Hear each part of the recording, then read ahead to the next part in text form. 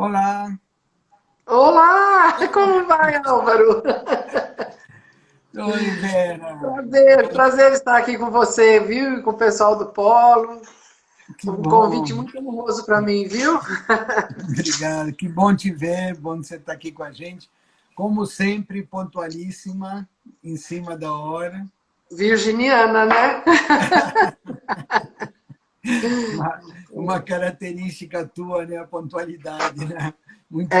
A gente não pode fazer as pessoas esperarem por nós, né? Às vezes a gente até espera e não é uma coisa que desagrada a gente, mas eu evito fazer com que as pessoas me esperem. Ai, que bom, o pessoal está chegando ainda. Sim, Bem-vindo a vamos todos. Isso, falando sobre bem-vindo. amenidades até que as pessoas entrem, né? Isso. Boa noite a todos, bem-vindos. Estamos começando mais uma live Polo Design Alphaville. Hoje vamos entrevistar, conversar, né, bater um papo aqui com a design de interiores Vera Teixeira, que vai falar um pouco sobre toda essa trajetória, a história da decoração no Brasil. Vera, para iniciar, para a gente aquecer, conta um pouquinho aí da tua trajetória de sucesso. Ai, Álvaro, eu tenho uma história profissional muito bonita. Eu me orgulho muito do que eu tenho na minha história profissional. Eu comecei a trabalhar muito novinha, né? E quando eu comecei a trabalhar, a decoração era algo ainda muito recente no Brasil, ainda não era algo que tem a proporção que tem hoje. E eu fiz um dos cursos que eu fiz foi o IAD, que eu tive a honra, inclusive, de ter um professor chamado Rui, que hoje é um monstro sagrado chamado Rui Otaki, foi meu professor no IAD.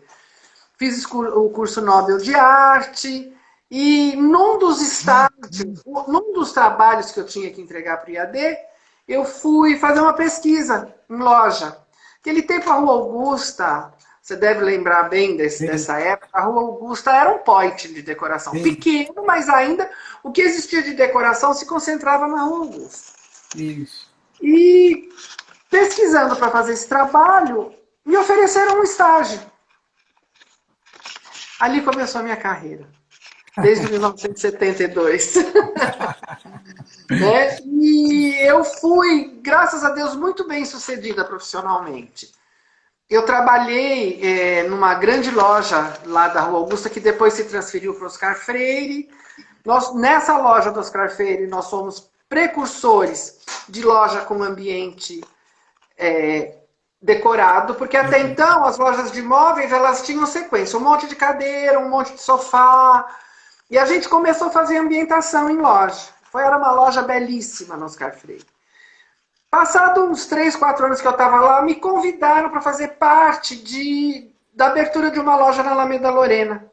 Eu tinha uma pequena parcelinha nos lucros da loja e foi uma loja que eu também pude aprender muito, porque lá eu era valete, sabe? Eu fazia projeto, eu vendia, eu comprava, eu entregava. Isso me deu uma noção muito grande da parte comercial também, né, Álvaro? Porque não é só o lado de profissão em si. Você também tem que ter um lado comercial para que as coisas possam fluir, né? Depois, em 1980, eu acabei parando. Já tinha me casado, fiquei grávida do meu primeiro filho, parei de trabalhar, fiquei até 1984, cuidando de filho, cuidando de casa, que foi uma experiência maravilhosa para mim.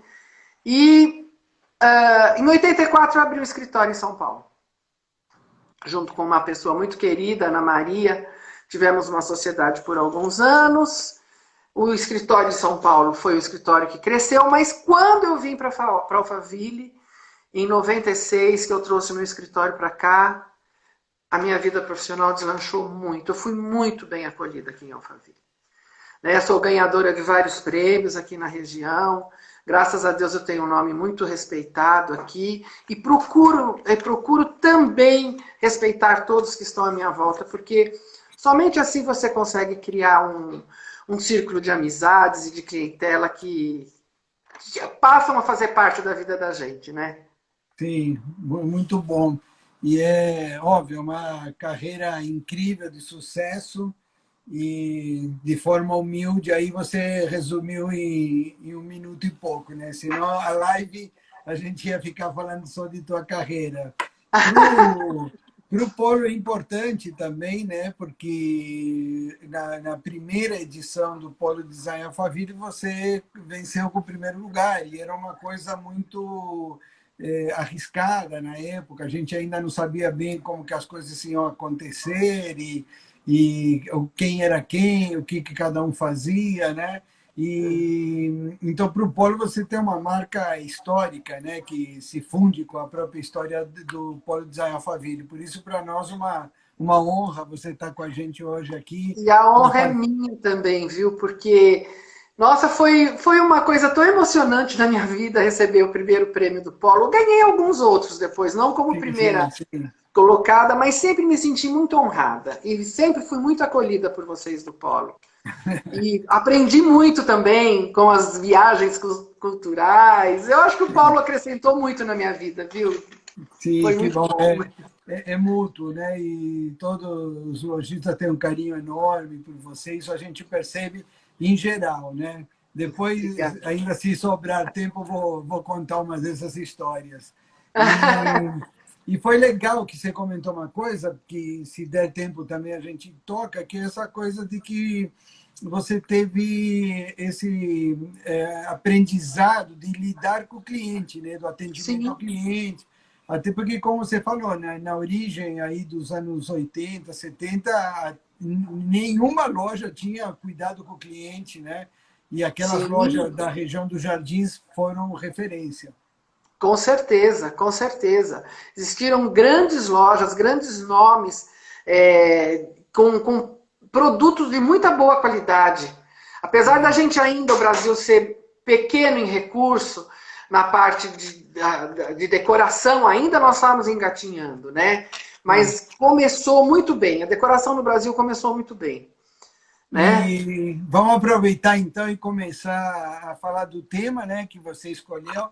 Achei ótimo que você tenha escolhido esse tema, porque, como eu falei, tem tudo a ver com a própria história nossa.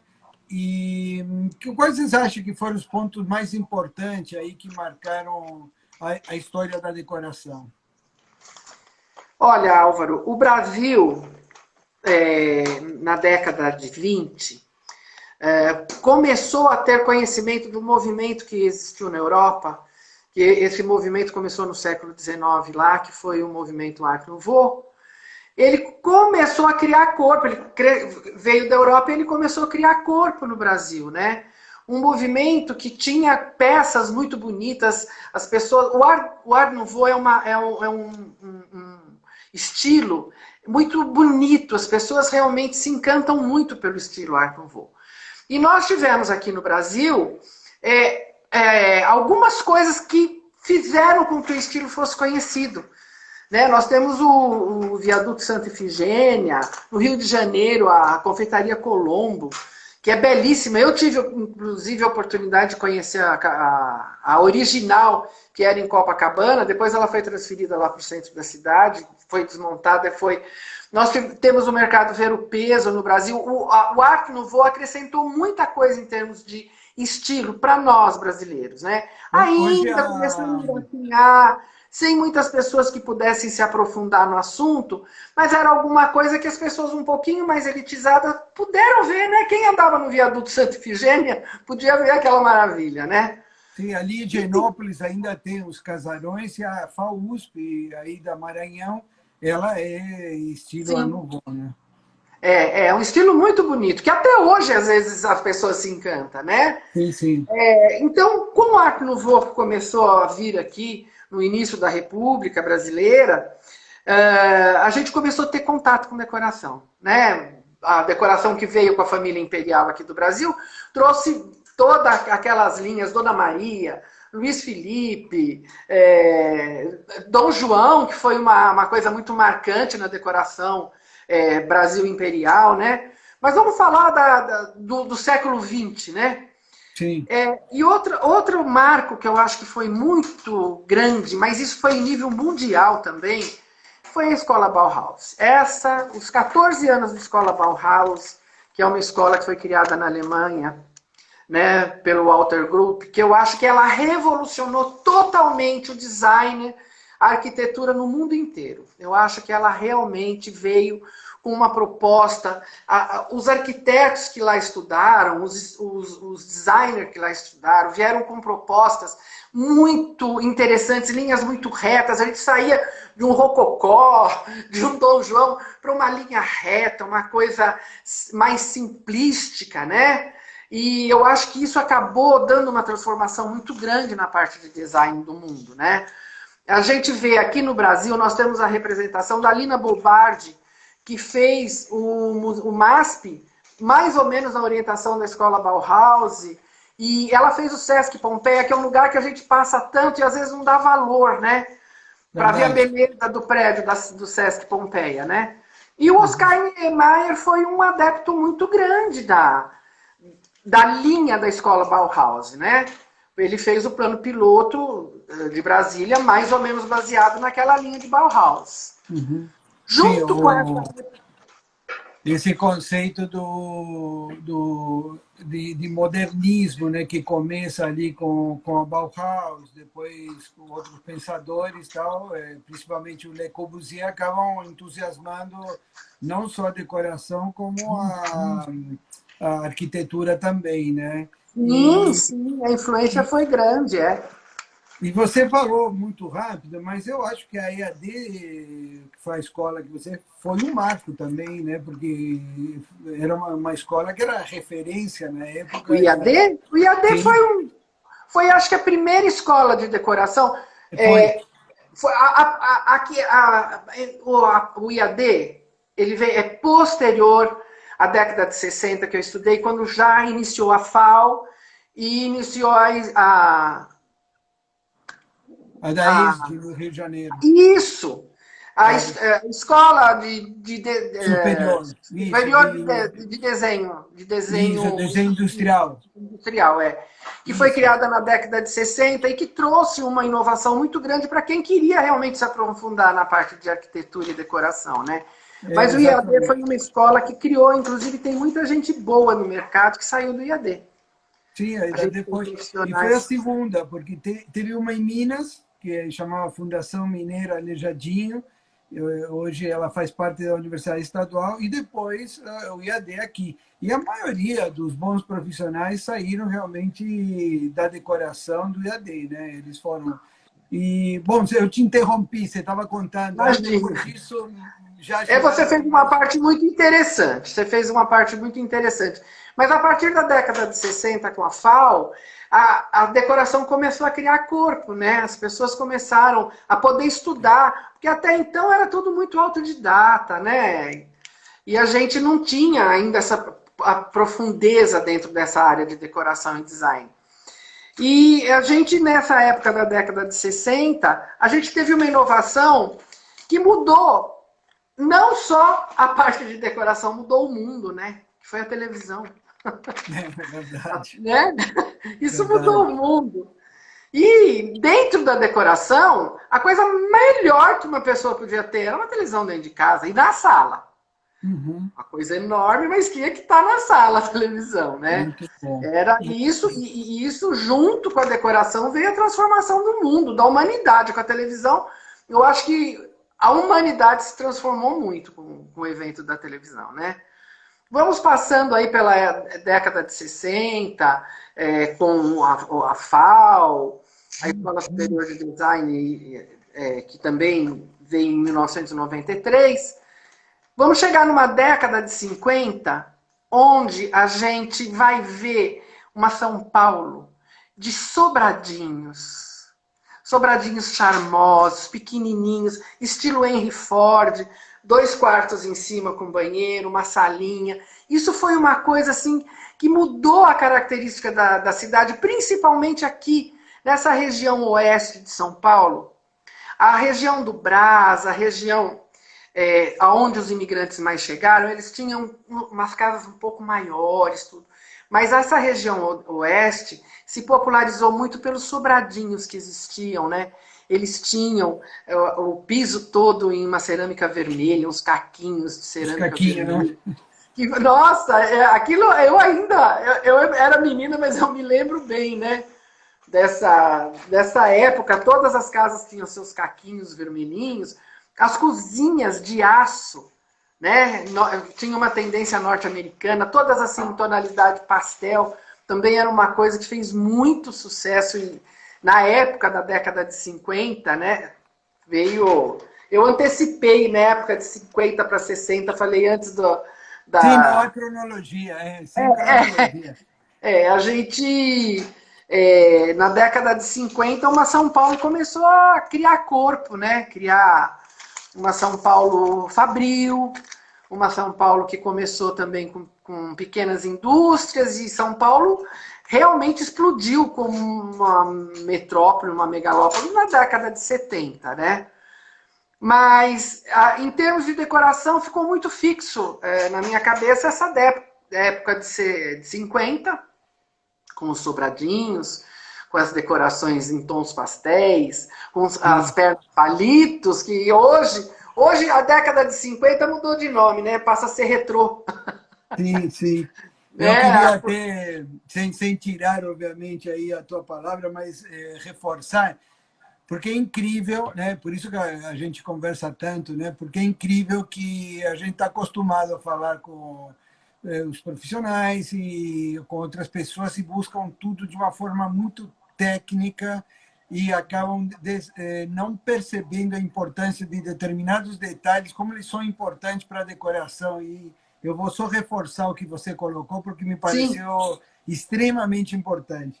Primeiro, a questão da televisão, que você falou, é incrível. Isso, inclusive, no Brasil, a televisão tem um poder e ela mudou a decoração. Você sabe que uma vez o Mário Sérgio Cortella fez uma palestra e, para ele explicar o problema do relacionamento familiar, ele pediu um papel e fez uma planta, mostrando de que aconteceu com a família na hora que a televisão entrou. E não tem como não falar em decoração e não tocar na na decoração a televisão. partir da televisão, né? Sim, sim.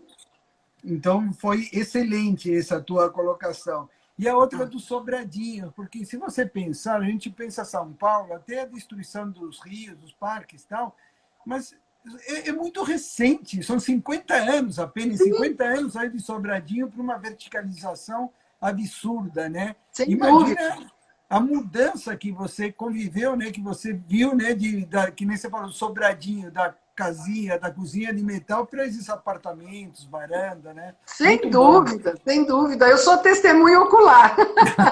Acompanhei esse crescimento, inclusive a verticalização de São Paulo, que começou na década de 70, a decoração começou a pegar um impulso muito grande nessa época, Guilherme.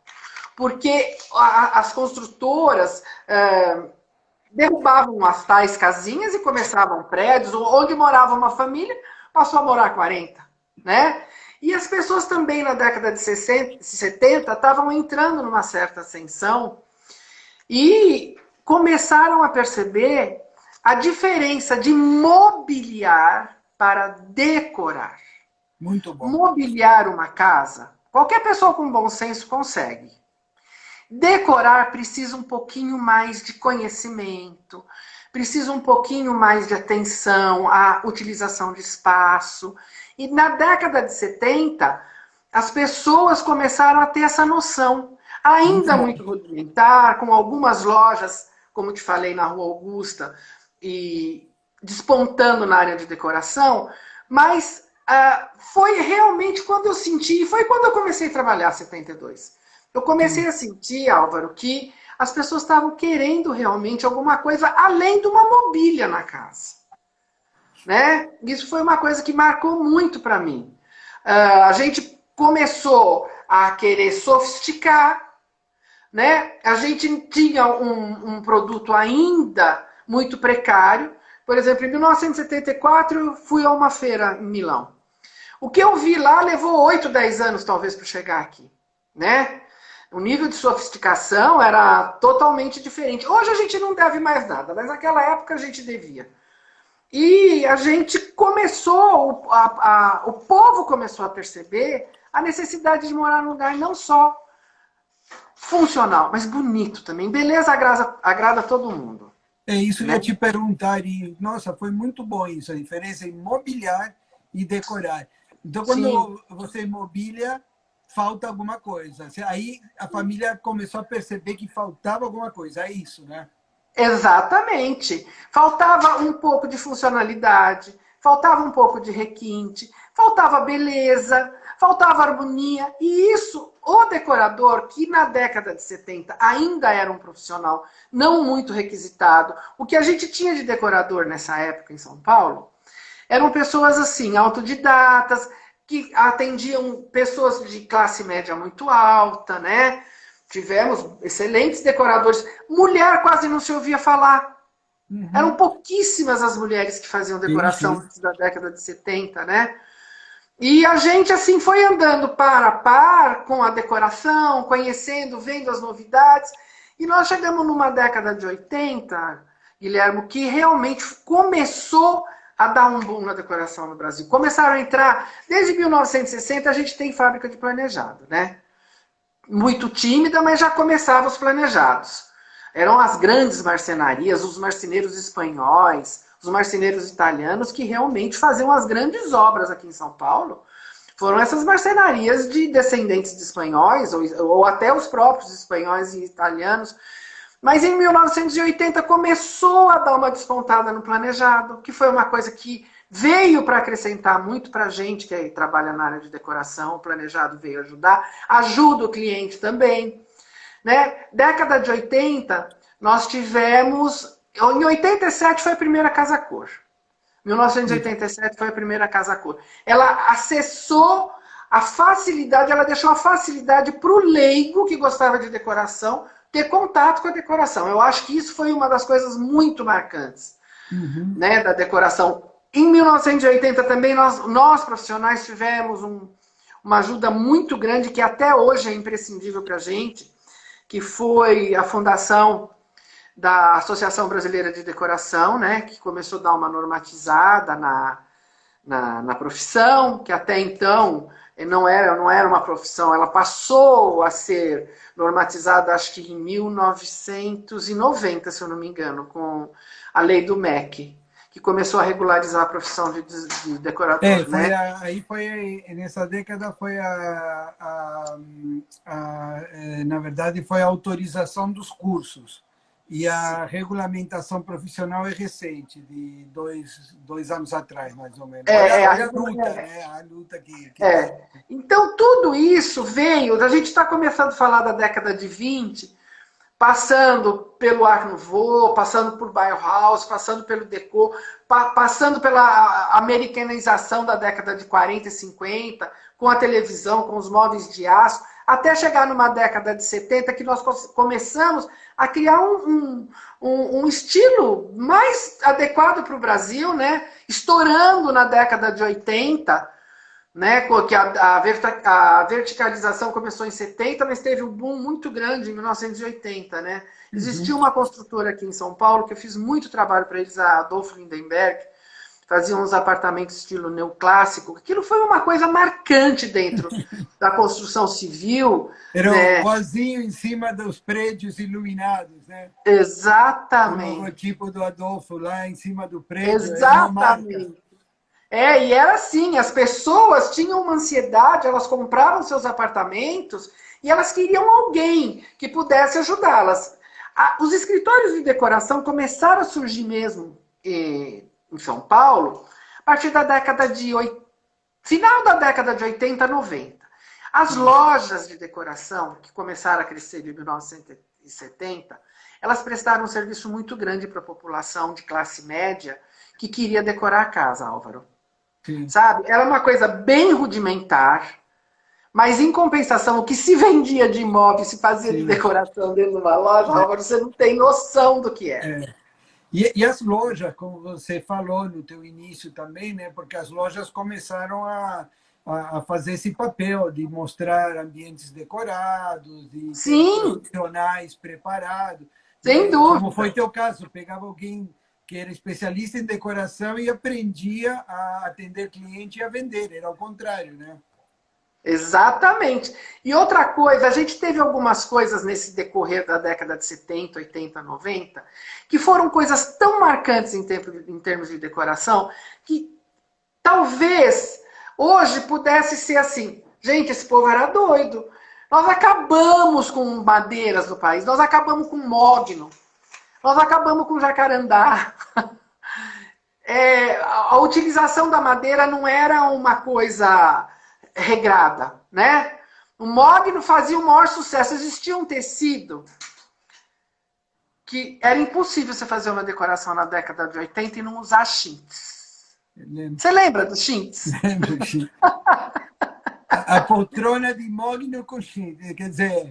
Exatamente, uma poltrona com estilozinho chinês. Mas tudo isso, gente, fez parte da decoração no Brasil. Quem lidou com decoração não pode esquecer esse tipo de detalhezinho do que era usado em termos de tecido, em termos de madeira, né? As sancas enormes de iluminação, né? A iluminação ainda era muito precária no Brasil, até 1980 ela começou a criar uma força em termos de peso na decoração, finalzinho de 90, começo de 2000, até então a iluminação ainda era uma coisa meio precária, né?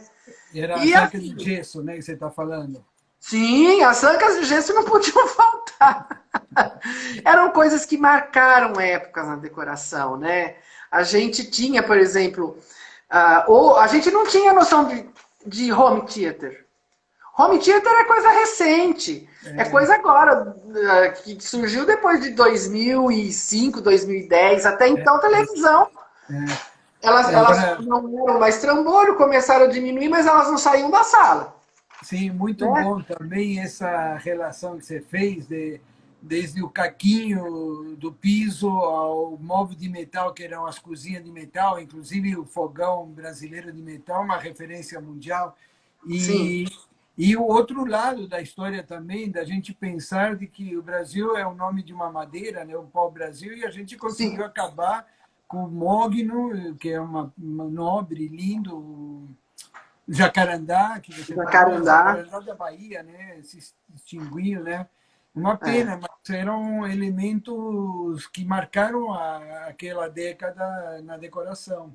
Com certeza, com certeza. Não dá para você falar em decoração no Brasil sem citar o que eu estou comentando agora, e que você está reforçando com muita propriedade, como madeira, tecidos, né? Na década de 90, quando abriu a importação, a gente começou a trazer algumas coisas, né? A decoração começou a ficar um pouco mais, sofá mais claro, saímos dos tons terrosos da década de 80, eram todos os tons terrosos, alaranjados, verdes, para uma decoração mais clássica. Um tapete persa fazia um sucesso, Álvaro. Você, com certeza você sabe o que eu estou falando. Né? Um tapete persa que a importação aberta no país nos proporcionou. Os sofás de pluma de ganso que vieram com as almofadas fofas, as almofadas... E quanto mais você queria receber, mais você afofava aquelas almofadas, porque o sofá ficava mais bonito. Né? Então, são detalhezinhos de decoração que talvez esse pessoal jovem que hoje tem uma garra, tem um conhecimento técnico, que às vezes falta para uma pessoa da minha idade, entendeu? Talvez você fale isso para um jovem, ele não consiga imaginar o que era, mas era o que acontecia no país. Sim, sim, sim. Muito bom. E realmente aí, eu vou amarrar isso, nós vamos ter que fazer uma outra live, até porque o tempo passa rápido demais. E a gente podia amarrar mesmo, porque todo mundo comentando que foi uma aula e que você deu. A gente precisa deixar registrado isso, porque... Eu não prestei muita atenção nos comentários, não, porque senão eu me distraio. Eu também, e era tanto comentário que eu não consegui puxar. Você ia falando, o pessoal foi falando até de profissionais da época, coisas que marcaram. Realmente foi muito interessante, mas como o tempo voou, mas eu ainda quero fazer umas perguntas. E eu sei que você, enfim, sempre eu te encontro, a gente viaja, vai em muita feira. Nós tomamos... Não esqueça do nosso cappuccino em Milão. Já tem mais de 10 anos, né? Tem. Você O que você acha dessas tendências que está vindo? O que está mudando agora, do hoje, a partir de hoje, esses últimos anos? O que está mudando, de fato, na decoração? Olha, Álvaro, eu acho que a partir do ano 2000, nós não tivemos uma inovação em termos de estilo muito grande, tá? Eu acho que a decoração, a partir do ano 2000, ela vem se refinando, os materiais estão usando uma tecnologia, os tecidos estão de excelente qualidade, nós temos a parte de cortinas que são maravilhosas, as nossas indústrias, tanto de cortina industrial, como de cortinas caseiras, feitas por os tecidos de cortina, tudo isso eu acho que está muito bom. Mas o que eu acho que realmente mudou, além da parte de tecnologia, é a consciência. É a consciência das pessoas, em termos de que hoje a gente tem que pensar na sustentabilidade, né? A gente hoje, dificilmente, você pode fazer desperdício. Hoje, eu acho que a gente tem que tentar... eu inclusive já fiz muito disso. Clientes que compraram sofá há 20, 30 anos atrás e que tem uma estrutura de sofá maravilhosa. Às vezes compensa uma boa tapeçaria, um bom tecido. Se reciclar o que é bom. Uma coisa muito importante na decoração, Álvaro, que eu sempre me bati, é que decoração não é só beleza. Uma casa decorada, ela carrega uma história dentro dela. Tudo que você tem dentro de uma casa, que você criou a sua vida, que você criou a sua família, isso tem história, isso não pode ser desperdiçado. Eu me bato muito com os meus clientes. Vamos fazer tudo muito bonito, mas vamos preservar a história da sua família, a história da sua vida dentro dessa casa. Então eu acho que preservação de história, tecnologia que hoje não nos falta, sustentabilidade é uma coisa que a gente precisa respeitar demais, e o mercado ser um pouco mais... como eu vou dizer? O mercado está muito difícil por causa da crise. Hoje, as crises que o mundo vem enfrentando, principalmente o Brasil, com tanto problema político e agora com essa pandemia, o mercado de decoração sofreu uma crise muito grande, Álvaro. Né? As pessoas hoje, por mais vontade que elas tenham, às vezes, de investir numa boa decoração, hoje a pessoa tem que pensar financeiramente. Que foi uma coisa que eu também, como profissional, sempre respeitei muito, o lado financeiro do meu cliente, né? Sim. Mas eu acho que a gente vai seguir por um caminho, principalmente depois dessa pandemia que a gente está passando, de valorizar muito a casa. A casa precisa ser, sempre precisou, mas agora mais do que nunca, a casa precisa ser muito valorizada, Álvaro. Muito bom. Eu acho que sim, principalmente as questões que você falou, eu acho que marcam este momento. Quem não está percebendo, não está acompanhando, não é nem tendência, é de fato até uma posição política mesmo. Você tem que ter noção da relação do objeto, da pessoa no mundo. Então, a sustentabilidade é uma condição sine qua non. Então, a escolha, como você falou, até de tecidos e pequenos detalhes, eles não passam apenas por questões estéticas, né? E sim, a gente tem visto realmente, acho que tem sido uma década riquíssima em termos das inovações que têm aparecido no mercado, né? Você acha que, já quase para encerrar, você acha que praticamente você me respondeu, mas eu queria colocar de outra forma, porque esta crise também está levando as pessoas a pensarem na casa, mas ao mesmo tempo repensar em termos financeiros.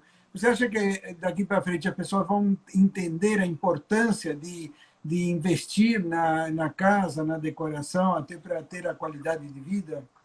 Eu acredito que daqui para frente mais do que já existe. Eu acredito que essa crise fez com que as pessoas se voltassem para a importância do que é a casa. Eu acho que o mundo passou por uma transformação vem passando, mas esse ano aí, esses 4, 5 meses que nós estamos enfrentando essa pandemia, fizeram com que as pessoas valorizassem muito as casas. E valorizar a casa, inclusive, é manter ela bonita, é manter ela bem arrumada, é manter ela em ordem, sabe? Eu acho que a casa não é só o que te abriga. A casa é aquilo que faz com que você se sinta bem. Se você precisar procurar alguma coisa, você tem que ter o seu lugar certinho para guardar. Você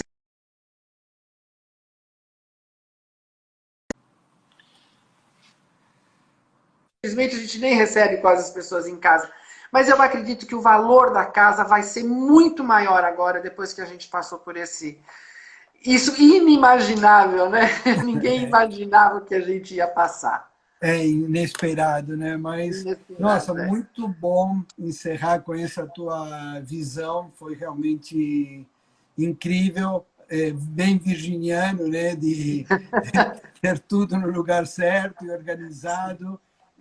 Você, como a maioria falou aí, você é uma pessoa incrível, querida. Realmente eu ia encerrar com aquele nosso encontro em Sim. Milão há mais de 10 anos, com certeza, faz mais de 10 anos. Ah, faz. Acho que 11, 12, porque todo mundo querendo falar com você, você estava até de chapéu, toda europeia, elegante, todo mundo querendo conversar. Você sentou com a gente na nossa mesa, nós ficamos um tempão falando, Sim. quase uma hora, e depois o pessoal ainda veio falar para mim: nossa, você veio para falar com essa mulher, é top, ela que é a líder, ela que ganha tudo lá no Alphaville e tal. Eu lembro Mas muito bem de uma simplicidade que as pessoas acho que não enxergavam isso em você, e você é assim mesmo, do jeito que foi nossa conversa hoje. Então, eu quero te agradecer pela forma que você sempre me recebeu e que lidou com comigo e com todo mundo do Polo, que sempre tem muito carinho por você. Olha, Álvaro, eu tenho que agradecer muito. A minha profissão fez com que eu convivesse com pessoas maravilhosas. A minha profissão realmente me trouxe muitas bênçãos. Inclusive amigos como você, amigos como os do Polo, amigas, colegas profissionais que eu tenho aqui em Alphaville, que eu tenho uma grande estima, clientes que se tornaram amigos. Então eu pauto minha vida em cima de 3 coisas: meu trabalho, minha família e Deus. É onde eu pauto a minha vida. Que bom. Obrigado, viu, Vera? Foi Eu é que tenho ótimo que ter você. agradecer. Amei, amei falar com você. Estou um pouquinho nervosa, viu? Me atrapalhei Imagina, um pouquinho, mas foi um é que prazer enorme, Álvaro. Você é faltou sempre muito capuchinho. gentil. Tá bom? Imagina. Foi Um ótimo, gente. Eu quero beijo. aproveitar e agradecer todos que estavam aqui com a gente. A live fica mais 24 horas no Instagram, depois a gente vai passar para o YouTube, tá? Foi Sim. o recado aqui, eu não consigo enxergar, acho que é a Gisele. Obrigado a todos, viu, gente? Um grande beijo. Obrigado, Vera. Beijo, Álvaro. Beijo para todos. Tchau. Prazer. Tchau.